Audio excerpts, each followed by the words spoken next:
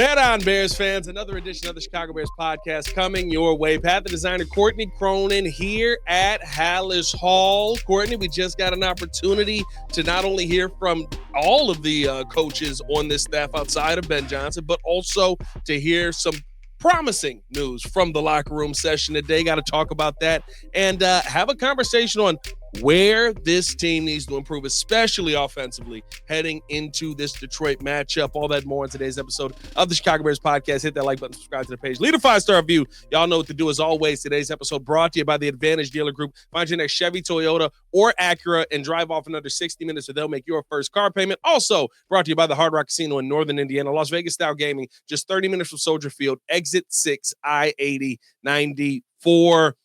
Courtney, short week.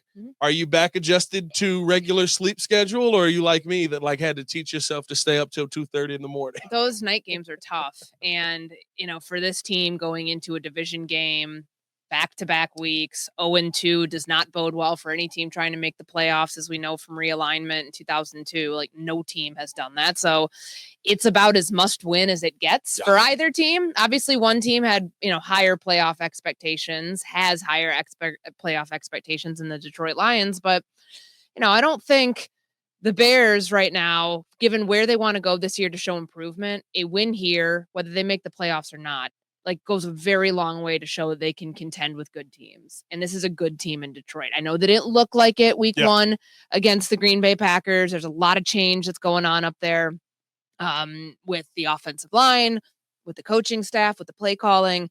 But it's still a team that knows Ben Johnson well, a team that Ben Johnson knows very, very well.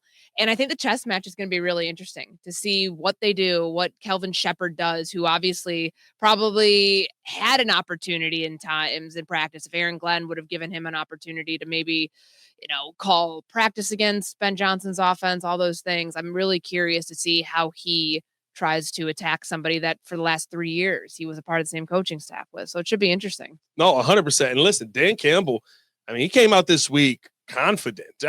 You get what he was saying. I don't know if he was trying to stir something up or maybe take a friendly jab at Ben. He starts off with talking about how, him and Ben are really good friends and stuff like that. But he said, we have to win. We are going to win this game. Guaranteeing a win doesn't sound like the kind of coach that feels like his team can't go out there and compete. And so hearing that, it's going to be an uphill battle for this Bears team no matter what. But at least it seems like they're going to have a little bit of help going into this one that they didn't have last week. Now, we haven't gotten the recent injury report, or today's injury report, I should say, because they're still out there practicing right now. But hearing from Jaylon Johnson, I think this is the big one that he is planning and expecting to play on Sunday. Getting him back out there, Courtney, I think is going to be so important because Nahshon Wright held his own, but he was not Jaylon Johnson out there. And there were too many times where it felt like that guy's going to be, whether it was Nahshon Wright, Nick McLeod, Tyreek Stevenson, you were missing a Jaylon Johnson. Yeah, and I think that's the injury, it was a smart play. And he told us that it was never part of the plan for him to play last week. It was going to go through the pregame warm-up. And I get it. Fans are well, why go through all that if you weren't going to play? This is their only time to have that extensive of a warm-up to make sure that their body is going in the right direction. He had that calf injury. It really wasn't an injury. He said it was tightness.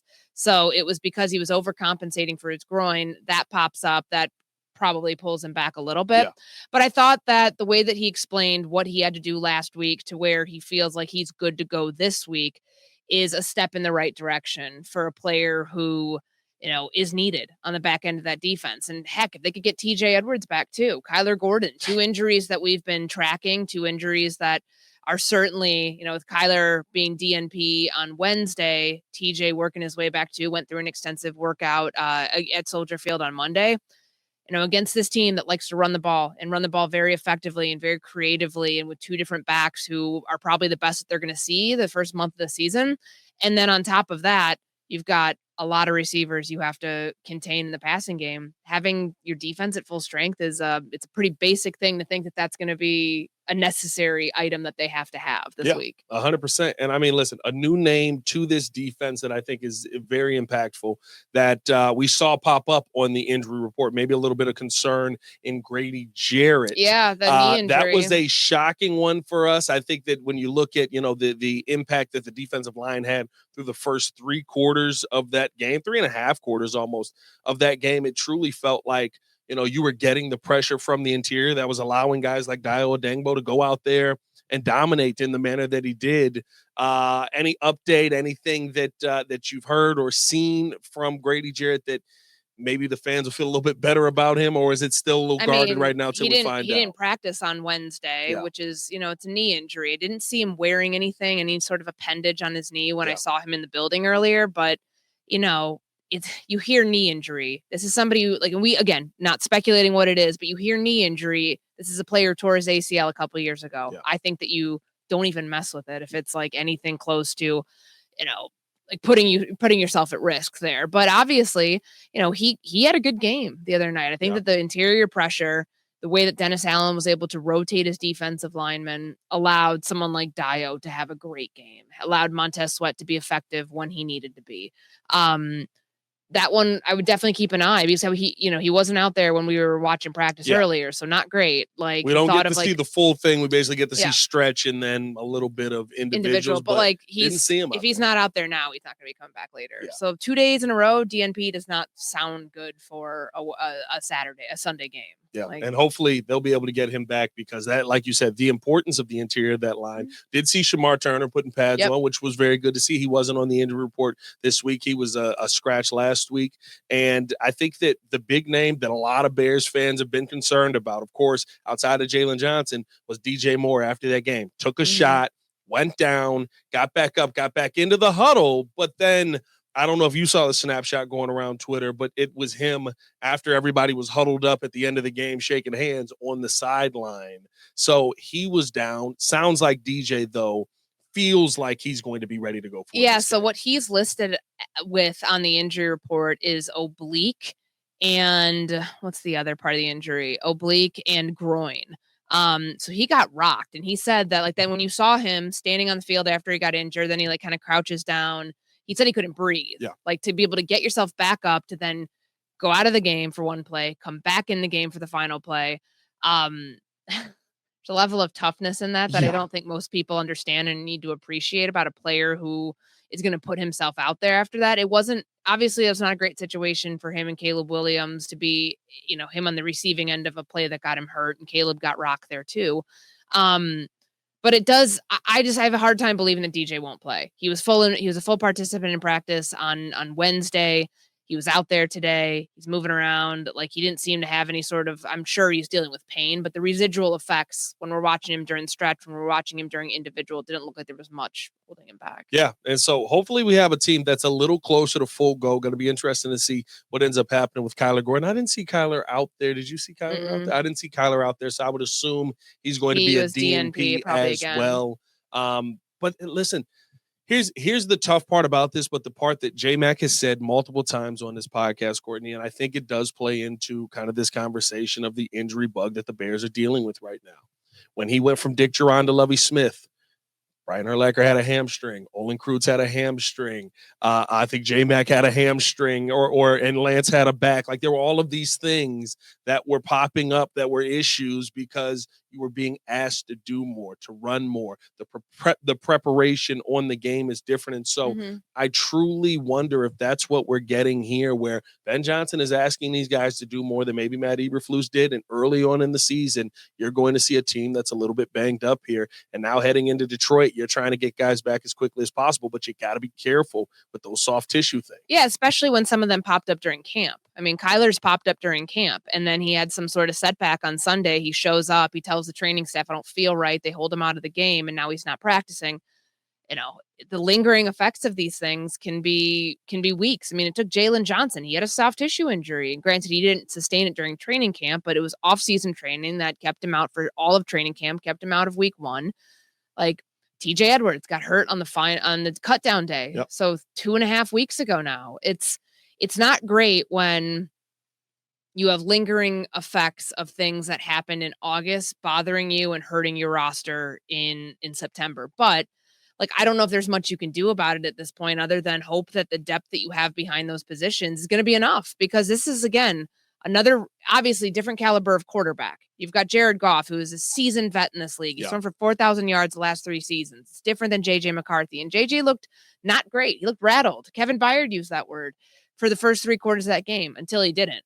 Jared Goff isn't going to be seeing the same sort of ghosts. He's not going to be dealing with the same sort of issues that a young quarterback did, which means if they don't get off to a fast start, if they don't counteract that on offense on their own, it could be a long day up there. Yeah, and to me, that's why getting a guy like Grady back is going to be so important, because that pressure in the face of Jared Goff, we know, and you could see it in that Packers game. That really disrupted him, forced him to take a lot of check downs, forced him to not be able to get to some of those deep reads, and I think that really slowed that offense down. Also, the fact that they're working in a new offense, that could be.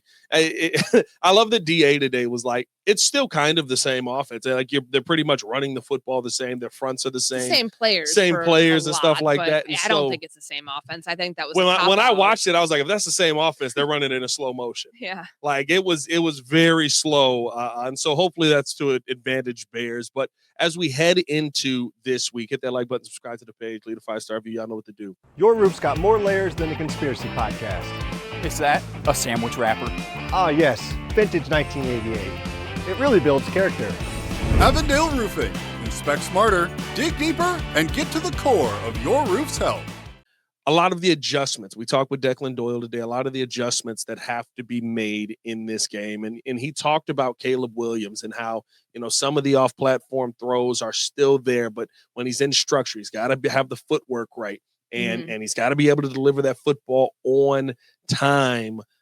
Courtney, it feels like those are the same things that we've been talking about for a little while here. And early on, it seems like Ben Johnson is still going to have to work through some of those kinks, maybe even unteaching some of the stuff that he had to deal with Matt Eberflus. I think it's breaking habits, and habits don't just get broken in the matter of a week or two, right? Like he could have a chance to start each week getting more proficient with the footwork and then being less hesitant at ripping that ball. Because I thought what he said yesterday when he's talking about some of those off-target throws that he had, it's not just that I have bad feet.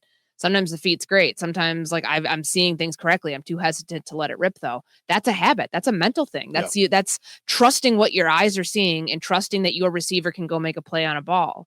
And when we hear coaches talking about, that these off-target throws coming in spurts, or him and DJ not being on the same page, and you think about how many reps they've had together, all of it is a little, I don't want to use the word alarming, but it probably, for fans, they would like this to come along faster than it has. But DJ part, it's been 2 years of it now. Yeah. Like I remember week 2 last year when they're in Houston and there's a lot of off-target throws, and that was supposed to be his number 1 receiver, supposed to be his guy, and it just. To hear Declan Doyle say today about that choice route that DJ ran at the end of the game, where if he keeps going in the corner route, it's probably a touchdown. I don't know. I mean, it's a hard throw to make. Caleb threw it 5 yards out of bounds. I don't know if it'd been impossible for DJ to catch it. Yes. So it's a little bit of misexecution on both parts there. But if they can, to hear the offensive coordinator say, they weren't on the same page there. Yeah. And how to fix it is, if the quarterback's expecting you to be in a certain spot, be there. Yeah. It felt like they put more of the onus on DJ Moore in that moment, which it was interesting. Certainly. I think Caleb took the blame on that one too, didn't he? He's saying that he didn't have his feet set or something on that. And he definitely did it on the 4th and 3. Yeah, and then the 4th and 3 was an obvious one that Caleb missed. But it's just, those are the type of things you don't want to come away from Detroit being like, oh, those two are still not getting it. Yeah. Their chemistry is still not very good. I don't understand why Caleb Williams can't find DJ Moore, why DJ Moore is running routes that Caleb Williams clearly doesn't anticipate. That to me is a problem if that continues to happen, because DJ's supposed to be your security blanket in this offense. Rome is probably your number 1 receiver still. I firmly believe that. Yeah. But it was for as much as he was targeted the other night, DJ Moore had a team high 5 targets, 3 catches for 68 yards. He's still going to be getting his. Caleb is still looking his direction. It's just what is missing? Because DJ talked about it today. He said, I know what people are going to say about training camp. We got off a little bit slow, but that's camp. This is the regular season. Isn't camp indicative of the type of team that you're going to be and the type of connection? If you can't get it down in training camp, how do you expect all of a sudden week 1, 2, 3, it's going to look how do you expect it to look any different? It's going to be very big on what Declan said today. The growth from week 1 to week 2 has to be a massive jump. The growth from week 2 to week 3 has to be a massive jump.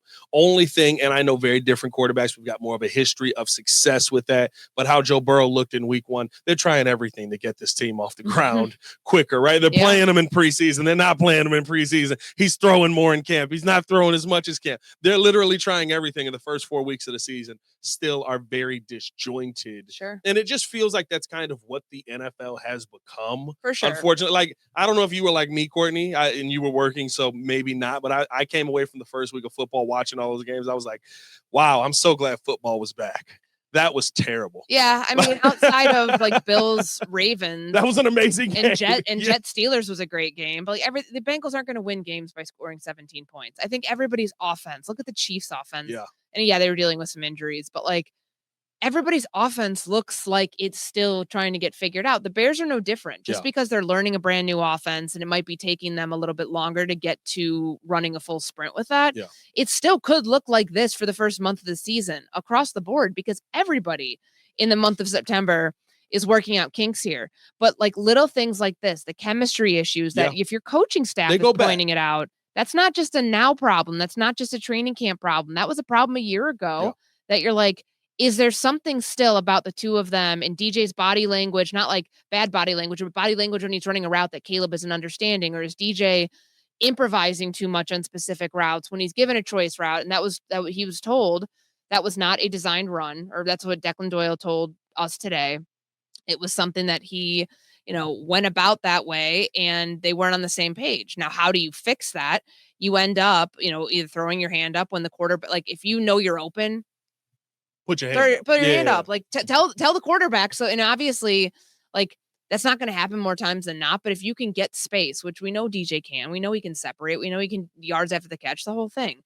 That's the way that in the future they have to attack that. Yeah, and that is getting on the same page, getting an understanding with each other. And I think you're doing right now what Ben Johnson is having to do is teach Caleb the new, and while destroying what was already there. Yeah. He said it coming in. We're starting here at ground zero. And to me, Courtney, like when I think back to last season, I asked Jim Miller about this when we were watching the game. And I was like, how hard would it be if your offensive coordinator basically told you that once you did enough, stop it? Remember, Fluce's thing was that 200 rule, 2 touchdowns, no it never worked. Nobody run this. 2 touchdowns, no interceptions, no fumbles, and we'll find a way to win the game from there. And he was talking about, it changes the entire mindset of what you're doing. You're being aggressive, and then you go into protection mode. Yeah. And that's not how you win football games, especially in a Ben Johnson offense. So when I hear Caleb talk about some of the hesitancies that he may have, I do wonder if I see Rome down there, I got to let this rip, but I'm afraid of throwing an interception. I don't want to throw an interception. And he didn't Let me go. many And he didn't. He threw 6 interceptions. He had the streak, but when you go through the streak, and I'm not taking away from it, there's a lot that are, I'm down at ESPN and I caught one. He's just sailing them out of the stadium, which is fine as long as you're not throwing the pick, but it takes you away from being aggressive offensively and continuing to put up points. And I think that's the mindset that Ben Johnson has to kind of change from Caleb Williams. Well, I mean, the head coach alone is going to change that. Anytime you have a defensive head coach, they're going to be risk averse for certain things that a quarterback does. And I mean, I looked at Caleb's numbers this morning. I pulled some of the like off target stuff. Let me see if I can find it. Like 22% off target rate. That is his off target rate since the start of last season. Anthony Richardson is the only other quarterback who's worse than Caleb in that span. So Caleb's 22%, Anthony Richardson's at 25%. Now, the context of that is important. At what point of the game were these throws happening? Yeah. Like, which games were they happening in more? Were these blowouts? Was he trying to were they throwing him the ball more because they were trailing from behind? Like all of those things matter. But I just think you look at these numbers and you're like 72% completion on throws with 5 air yards or fewer. 39% completion percentage on throws, 10 air yards, or, right around like the intermediate throws. The context here is that he's it's not that he's risk averse. I think he's trying to break those habits that he probably has ingrained in him of being too hesitant. And he said that yesterday. Like, it's not just like if the footwork's good, let it rip. Yeah. Like, let it rip and trust that I think it's trusting that your receivers are going to make a play on the ball too, that it's not just going to be left on you if you throw the interception, like, or throw a bad ball or anything else. Like, putting yourself and your teammates in a better situation. That's, I know people don't want to hear this. It's going to take time. It's going to take a lot of time to get those habits broken to where a 3-quarter game becomes a 4-quarter game for him. And he's also not taking the sacks, not creating negative plays. The team isn't getting flagged for stuff. Like, there's a lot that goes into, I think, this whole picture of him being a more efficient quarterback, which starts with completely limiting the spurts of these throws that are coming, that just don't look good when they leave his hand. Yeah, and I think the big thing for me was watching this game, Courtney. Like, there are times where some of the Aaron throws, the 4th and 3, it was on time. That's on him. He drops back, his back foot hits, he's ready to release. DJ's out of the break. That's all perfect. Mm-hmm. Then the ball just sailed it on him. Like, those are the things for me where it's like, I don't know if that's the hesitancy. I don't know if that's the nerves that he says he doesn't have. I don't know what that is. But in that moment, you had an easy play to make and you missed it. And we watched you make that play time and time again before you get to that pass. So those are the parts for me where it's like, I wonder if that hesitancy is, am I going to put this in position to be an interception? Should I let this rip? And that second, that's all it takes in the NFL. That second can destroy everything. Sure. And we saw that happen play after play. Hit that like button, subscribe to the page, leave a 5-star review. Y'all know what to do. If there was one thing you could see improve from week 1 to week 2 here, Courtney, I know Declan Doyle said we need massive improvements here. What would you want to see improve from the Chicago Bears team heading into Detroit? On offense, it's run the ball. And I know that they felt Minnesota had a great run defense, top 5 run defense in the NFL from a year ago. They had improved a lot up front, but the inefficiency of the first half run game, and then all of a sudden DeAndre Swift starts breaking some in the 3rd quarter. It was too little too late. Yeah. So for Ben Johnson, he's right. He needs to call more runs. Like, there are 20 of them, he estimated, that were actually designed called runs, not Caleb scrambles, which I do think you still want to use that as a weapon. 100%. And that's been a nice talking point for them this week, that sometimes his legs are better and more dangerous than anything they can call, but being judicious about that, not having him by any stretch revert to like, this is the way I have to attack a team. Because once you give him some run support, once you give a young quarterback what Kevin O'Connell did for JJ McCarthy in the second half, the reason that JJ was so successful in being able to get things going off play action is because Aaron Jones started running the ball. They started using Jordan Mason more. Like, they were so much more effective with it because of the timing of it. And I think for Ben to get in a better feel of calling runs, now he knows his personnel a little bit more. You have one game down. Call some for Kyle Monangai. Yeah. He said he talked to Eric Bieniemy about it, and they're going to try to find ways to get Monangai going. You can't have it be DeAndre Swift and that's it. And Caleb cannot be your leading rusher if you want to be a good football team. Yeah. Like, did we not go through this with Justin Fields a couple of years ago? They don't want that again. If you did, you wouldn't have gotten rid of Justin Fields. Like, it's a bad look. Yeah. It's a bad look when your quarterback is the leading rusher on the team. Like, it is a bad look. And I don't think that they want to have that happen again. So that to me would be probably your biggest impact, because that pass rush is going to be Aiden Hutchinson trying to feast on Braxton Jones, which again, I thought the fact that we didn't talk about Braxton Jones at all last week or coming out of that game. They did a really nice game plan on that side of the line. I love bringing in Theo Benedict to kind of help him out on that side. He's reporting in as eligible. We've got guys making sure they're reporting in as eligible. We're off to a good start. Yeah. I thought, Cole Kmet and some of the max stuff as well. Like, there was a lot of, and that's what you want to see. That's why I know a lot of Bears fans are the sky is falling and it's gloom and doom this week. And oh God, we got the same thing that we've ever had. You saw a head coach that was scheming. And did he make some mistakes in there? Yeah, first time as a head coach. He's trying to run it, and he owned it. Right? Yeah, that's a big difference. That's a very big difference. A very big difference. No, that 15 yards is excellent. I would love to. In the first day, I didn't even think about that. First day, I should have had him just kick it out of bounds. All right, well, I don't have a question on that anymore. Yeah. You answered it for me. But I thought you saw a lot of things where the Bears, the things we've talked about as weaknesses for years, Courtney. Ben Johnson was scheming, not to make them strengths, but to make them manageable so that your strengths could then shine. Yeah. And that's something that we have not seen from any of the offensive coordinators that have been here. And so I am excited moving forward into this week in Detroit because of that. For me, I look at one thing and one thing alone, though. The interior of this offensive line that you paid so much money for has to be better. Yeah. I understand DeAndre Swift didn't run the football great in the first half, and he got it better in the second half. It's because Drew Dahlman and Jonah Jackson started to improve as well. Mm-hmm. That was a rough He kept running. I mean, he kept running right into the back of them. Yeah. Which, I mean, we've seen that a lot last year, too. That was a rough day for those two. It was like, I mean, it was almost like Drew Dahlman had never seen a stunt. Apparently, any center that shows up here has never seen a stunt. So hopefully we start to see some of that move in the right direction. And the Bears find a way to win this football game versus a Detroit team that I know I almost feel like our expectation is that they're going to figure it out, but they did not look good. No, they didn't. And I think that the big thing you can attack here, bringing it back to Grady Jarrett, if he plays, if he doesn't play, which right now doesn't look great, they have a new center. Got a new right guard. Like, that's a matchup that you should be trying to win because there were a lot of times those dudes were getting pushed way back into Jared Goff. And no, Aiden Hutchinson isn't on this defense. He's on the other defense. And, Micah Parsons isn't on this defense. He's on the Green Bay defense. Like, this defensive line, though, has shown that it can keep bodies fresh and it can, allow its guys to do some work up front.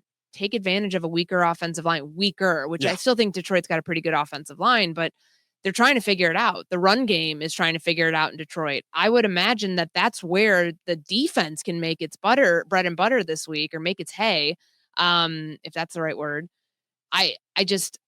I would really, like, that's a weakness right now for them. If we can't figure out, like, what is this Detroit team? Well, what we can figure out is they are worse up front. Yeah. They're absolutely worse up front, and that's a matchup that they should win. And we'll see if Dio Dangbo can do the same thing he was doing last week. Really good. He looked like he was worth the money. It was now backup left tackle. That'll make a bigger difference, right? It was not Christian Darrisaw out there. Good that you took advantage of that, right? Like that we would be saying say. What we'd be saying, like, holy moly. If there wasn't any sort of noise about, wow, Dio or Montez had a great game, it'd be like, why was it so quiet? Why can't these dudes capitalize on second string players? We'll see what they end up doing. I'm excited for this week, especially since now Dan Campbell's guaranteeing wins. Now you got to go out there and find a way to win. Let us know how you guys feel in the comments below. Do the Chicago Bears get a win this upcoming Thursday? We'll be down there in the comments talking with you guys as well. As always, for Courtney Cronin, it's your boy Pat the Designer, back at it again. Y'all stay safe out there, Chicago. Bear down. One love. Peace.